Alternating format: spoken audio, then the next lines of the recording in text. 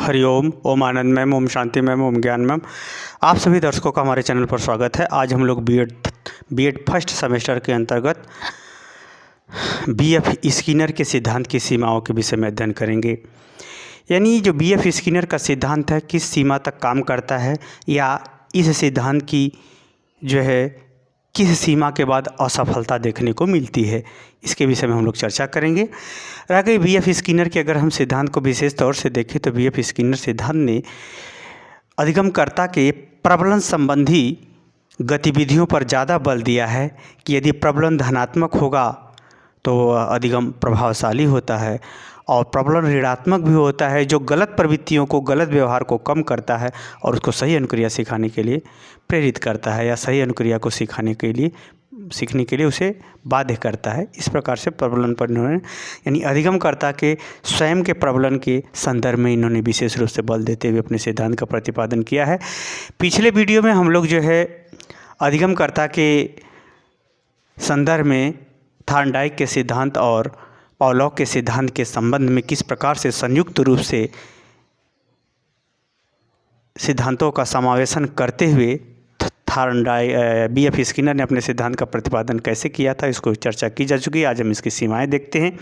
पहली है इसकी सीमा यह है कि बीएफ स्किनर ने कहा, वास्तव में अगर बीएफ स्किनर के सिद्धांत को देखें तो इनका जो सिद्धांत है एक यंत्रीकरण का यहाँ तात्पर्य यह है कि बीएफ स्किनर ने जो अपना सिद्धांत दिया था उसमें जो भी पिंजड़ा है, जो भी चूहे के लिए पिंजड़ा या कबूतर के लिए उन्होंने पिंजड़ा बनाया, उसमें एक प्रकार से वह एक ही माध्यम है भोजन प्राप्त करने का, वहाँ से निकलने का कोई माध्यम नहीं है, या अधिगमकर्ता के स्वतंत्र रूप से व्यवहार करने का कोई स्वतंत्र तरीका उसमें नहीं अपनाया गया है। इसीलिए जो अधिगम की बात बता रहे हैं, प्रबलन की बात बता रहे हैं, वह परिस्थितियों को पूर्ण रूप से नियंत्रित करते हुए बता रहे हैं। इसलिए इसके सिद्धांत को यंत्रीकरण के रूप में, यंत्र के रूप में देखा जाता है, क्योंकि चाहे मूर्ख हो, चाहे कम बुद्धिमान हो, चाहे अधिक बुद्धिमान हो, उसके लिए एक ही रास्ता है भोजन प्राप्त करने का, उसके लिए अन्य विकल्प नहीं है। तो इस प्रकार से इनके सिद्धांत को यंत्रीकरण के रूप में बताते हुए शिक्षा शास्त्री आलोचना करते हैं। दूसरी आलोचना ये की जाती है कि वास्तव में जो अत्यधिक बुद्धिमान व्यक्ति है, या अत्यधिक जानवरों में भी जो काफ़ी समझ वाले जानवर हैं, ऐसे परिस्थिति में रहना ही नहीं चाहते कि हर तरह से बाध्य हों, वह यह व्यवहार स्वतंत्र रूप से सीखना चाहते हैं।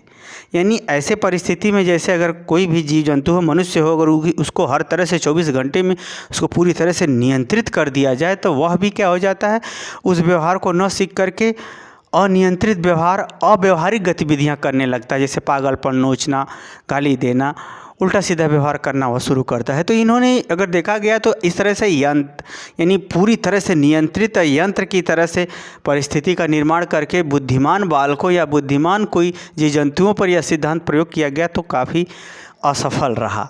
इसीलिए यह सिद्धांत बुद्धिजीवी वर्ग पर लागू नहीं होता है, या पूरी तरह से सफल होते दिखता नहीं है। अगर तीसरा बात करें तो थार्नडाइक का विकसित जो वास्तव में स्किनर का जो सिद्धांत है, जो थार्नडाइक का यस्सर थ्योरी था, यानी जहाँ स्टिमुलस है उस स्टिमुलस के अनुसार उद्दीपन करते हैं, यानी उस स्टिमुलस के अनुसार अनुक्रिया करते हैं, यानी जैसा उद्दीपक होता है उसके अनुसार क्या करते हैं लोग, कार्य करते हैं। जैसे आपको मिठाई मिलेगी, आप पढ़ो तो मिठाई का काम स्टिमुलस हो गया, आप पढ़ने का काम क्या हो गया, जो रीडिंग हो रही है यह अनुक्रिया हो गई।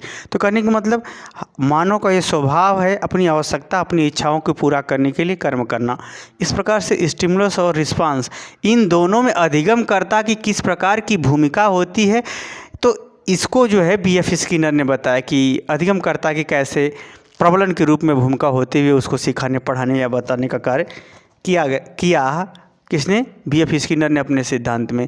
वास्तव में यस्सर थ्योरी का ही एक विस्तृत रूप है, थोड़ा सा और विकसित रूप है सिद्धांत किसका, बीएफ स्किनर का, कोई विशेष रूप नहीं है, यह भी बता करके आलोचना की जाती है। अगर हम तीसरा की बात करें उद्दीपन का महत्व, तो इन्होंने अपने सिद्धांत में उद्दीपन से ज़्यादा प्रबलन पर महत्व दिया है, और उन्होंने प्रबलन को बताया है स्वतंत्र रूप से बताया, वह अधिगमकर्ता के अंतर्गत उत्पन्न होता है।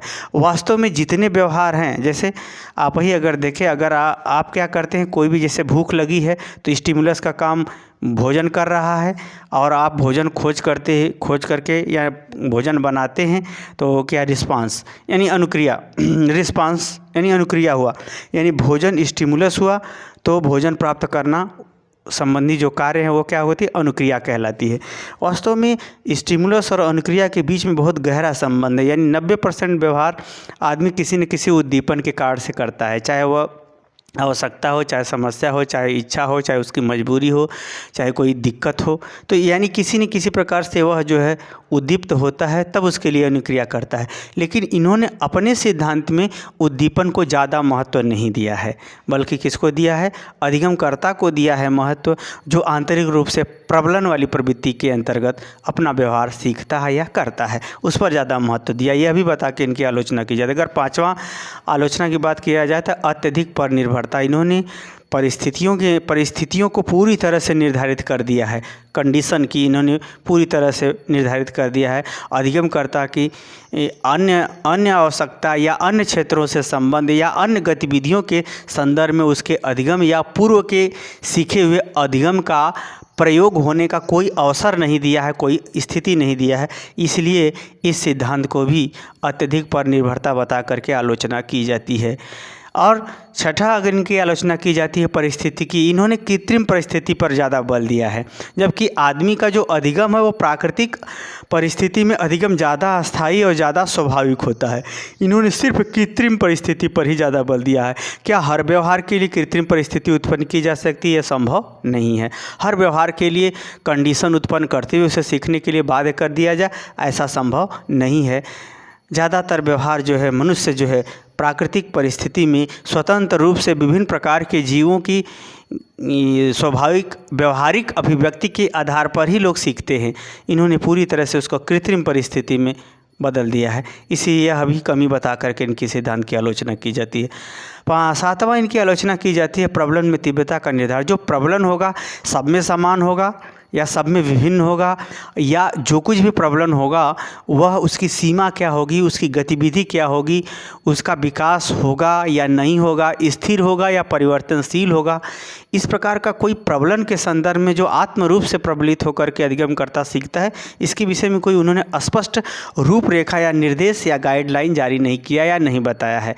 यह भी बता करके इनके सिद्धांत की आलोचना की जाती है। जैसे मैं स्वयं से अगर उत्साहित होकर के प्रबलित होकर पढ़ता हूँ तो वह प्रबलन कब तक रहेगा, वह प्रेरणा कब तक बनी रहेगी, लक्ष्य मिलने के पहले तक रहेगी या बाद तक रहेगी या सदैव रहेगी, या उसका परिवर्तन किस प्रकार होगा, या वह प्रबलन स्टिमुलस के बिना होगा या नहीं होगा, या स्टिमुलस का प्रबलन से क्या संबंध है। इसका इन्होंने कोई विशेष जिक्र अपने सिद्धांत में नहीं किया है। देखिए मैं इस सिद्धांत की आलोचनाएं बता रहा हूं, आप जान लीजिए जब तक इस सिद्धांत को पूरी तरह से आप समझे नहीं होंगे, जब तक इसके हर पहलू को आप समझे नहीं होंगे, तब तक आप इस आलोचना को समझना थोड़ा कठिन होगा। इसलिए पिछला वीडियो इसका जो 2-3 वीडियो बनाया गया है V.F. स्किनर का, उसको ज़रूर आप देखिए, तब इसको समझ में आएगा। मैं आपसे बता दूं कि यह जो है सिलेबस है, हर जानकारी पिछले जानकारी से जुड़ी हुई होती है।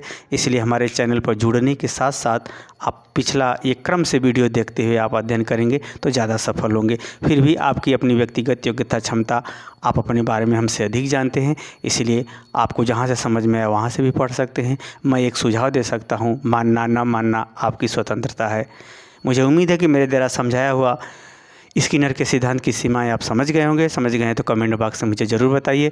साथ ही मेरे चैनल को लाइक शेयर सब्सक्राइब भी कीजिए। हरिओम।